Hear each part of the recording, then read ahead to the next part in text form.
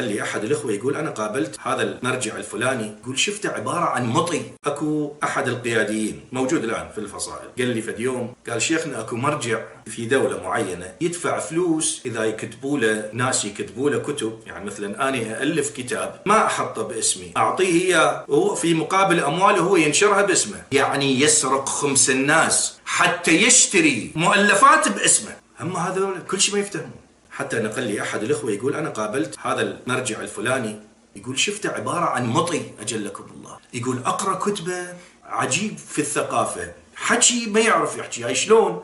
قلت له مو هذا يشتري من الناس يكتبوا له ويعطيهم فلوس بخمس العالم وينزلها باسمه على أساس هو عالم.